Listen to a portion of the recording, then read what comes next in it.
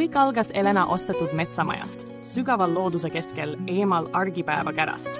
Seal, kus linnad lõpevad ja metsad algavad, hakkas ta sukelduma vaimsetesse süvarännakutesse. See polnud lihtsalt rahu otsimine, see oli tee tagasi iseendani. Maja, vana ja vaikselt hingav, justkui ootas, nagu seal peitus midagi, mis polnud veel ärganud.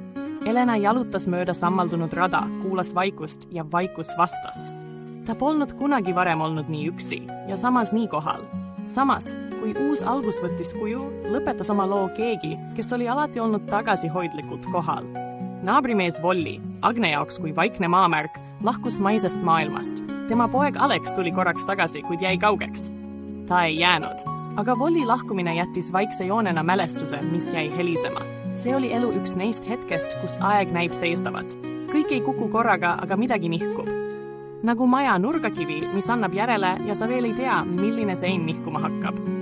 Just siis, kui elu tundus end taas lahti rullivat, ilmus keegi, kes ei kuulunud päevakavasse ega juhuste hulka.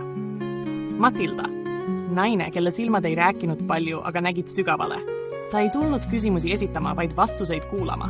Tema kohalolu oli vaikne, aga muutis kõike. Kui Anti metsas raskelt viga sai ja toodi esialgu Matilda juurde, tekkis hetk, ruum hingamiseks ja vaatamiseks. Agne ja Elena tajusid, et see vaikus on võimalus. Nad otsustasid nüüd või mitte kunagi. Agne laskus hüpnoosiseansi käigus lapsepõlve kihtidesse. Mitte ainult mälestused, vaid tunded, värvid, lõhnad. Ja seal, kus üksik laps istus akna all ja ootas, tuli nimi Marika, Elena ema. Naine, kes kunagi oli olnud Agne hoidjatädi. See polnud pelgalt kokkusattumus. See oli saatus, ühendus, mis ei saanud olla juhuslik. Minevik sidus neid nähtamatute niitidega juba ammu enne, kui nad seda ise teadsid. See teadmine murdis midagi lahti ja ühendas neid veelgi. Aga elu ei püsi peatunud hetkes. See liigub edasi, mõnikord ilma hoiatamata. Kui Anti viidi haiglasse ja selgus, et tema jalg tuli amputeerida, läksid Agne ja Elena teda vaatama. Mitte kaastundest, vaid selleks, et sulgeda peatükk. Anti oli ikka seesama, ta ei palunud andestust, vaid valitses vaikuse üle. Tagasi teel autos, kui kõik oli vaikselt settimas, vajus Agne kokku. Elena nägi kohe, et midagi on valesti. Agne ei rääkinud, aga tema vaikus karjus. Süda, mis oli aastaid kandnud raskusi, mida ei osatud jagada, ütles ei enam. Elena ei paanitsenud, ta hoidis, ta sõitis.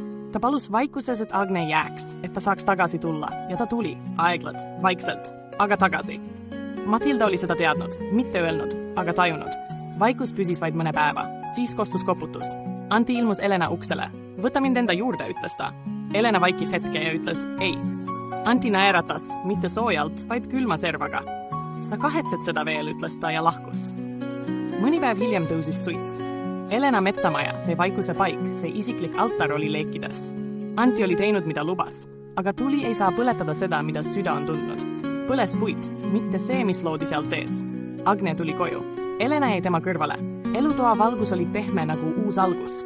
Märkmik roosade kaantega ootas laual, kohv auramas ja need roosad sussid seisid taas vastu seina, vaikselt. Justkui oleksid nad kogu selle aja oodanud.